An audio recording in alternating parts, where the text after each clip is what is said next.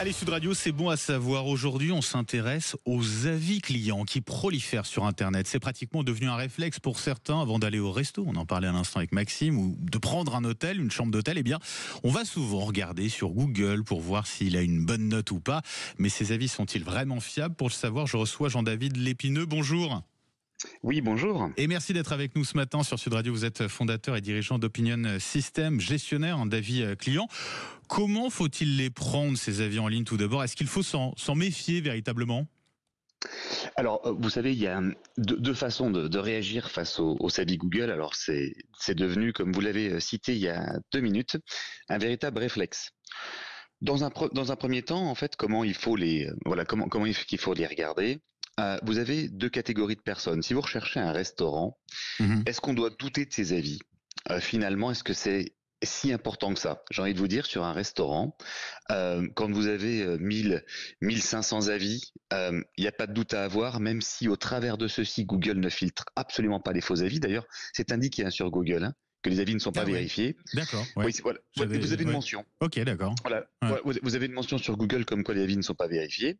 Et j'ai envie de vous dire, aux alentours de 1500 avis avec une grosse volumétrie et de la régularité d'avis, les faux avis, même s'ils s'y misent dedans. On peut faire confiance en la note, quoi. Voilà. À ce moment-là. Ça, vous pouvez quand même faire confiance en la note. Ouais.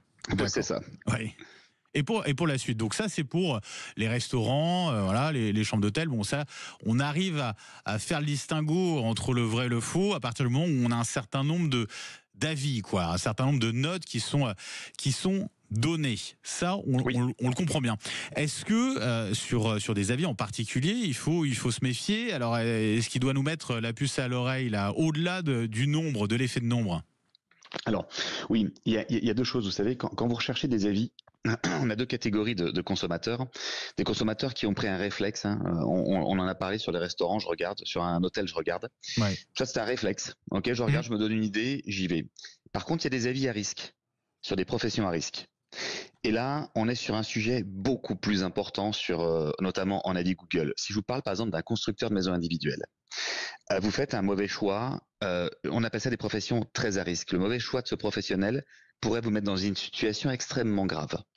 Le choix d'un mauvais agent immobilier aussi qui ne ferait pas son travail parfois avec un vrai professionnalisme, malgré qu'il y en a énormément qui le fassent avec un grand professionnalisme, vous pouvez toujours en avoir, comme dans tout métier, qui le fassent moins bien. Là, les avis clients, les artisans du BTP, effectivement, voilà. Pareil pour le BTP et autres.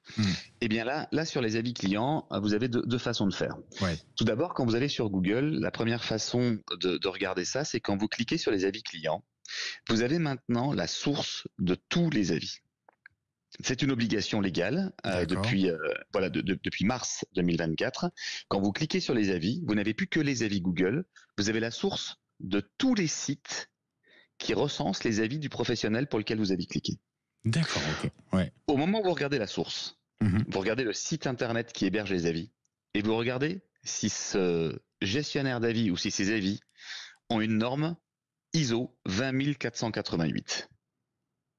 Si ces avis sont encadrés par la norme ISO 20488, alors là, vous avez la garantie que le traitement des avis fait par cette source est certainement l'une des plus grandes fiabilités. Là, ça veut dire qu'on peut faire confiance. J'aimerais savoir. Est-ce qu'on peut acheter quand on est une entreprise, acheter des avis positifs, augmenter un petit peu artificiellement sa note? Oui, alors ça oui, bien sûr, ça se pratique assez régulièrement malheureusement à l'étranger. C'est la raison pour laquelle je vous parlais de cette fameuse norme qui elle vous garantit vous garantit la fiabilité, mais sinon bien entendu vous pouvez acheter à l'étranger très régulièrement. Alors quand vous achetez des avis à l'étranger, ça se voit assez facilement. Enfin, quand on dit facilement, pour les consommateurs, ce n'est pas si simple que ça. Mais vous savez, quand vous allez contrôler sur les avis clients sur une fiche Google de n'importe quelle entreprise, la première chose que vous devez regarder, c'est tout d'abord sa volumétrie d'avis. Je vous l'ai dit tout à l'heure. Oui. La deuxième chose, c'est sa régularité. Et quand vous regardez la régularité, vous regardez les derniers avis. Et si vous voyez qu'il y a un bloc d'avis de 10, 15, 20, 30 ou 40 avis qui sont arrivés en même temps, vous pouvez être presque sûr que c'est du faux avis. Ah oui, ok, oui, j'avais pas pensé à ça, mais effectivement, ouais. Super, super intéressant, très bonne astuce.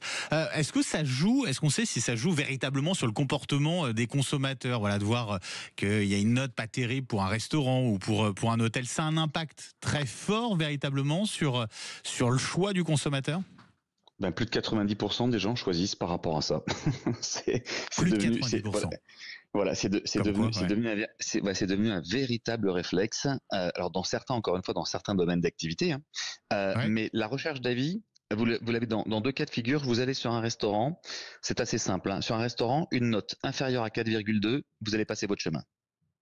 Moins de C'est à peu près 4,2 sur 5. Hein. moins de Ouais. 4,2 sur 5. Oui.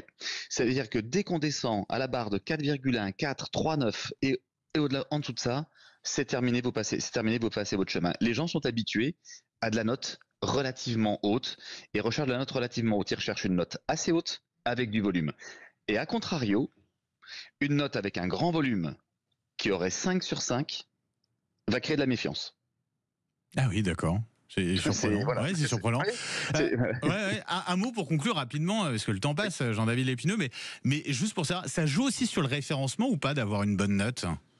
Bien sûr, les avis, voilà, les avis Google. Alors aujourd'hui sur les avis, alors, la bonne note, mais c'est surtout le nombre d'avis et la volumétrie, D'accord. et surtout maintenant les différentes sources. Oui, ça joue sur le référencement du compte Google My Business. Bah, c'était très intéressant et très clair, Jean-David Lépineux. Un grand merci d'avoir été avec nous ce matin sur Sud Radio. Je rappelle, vous êtes fondateur, dirigeant d'Opinion System, gestionnaire d'avis clients. Très bonne journée à vous.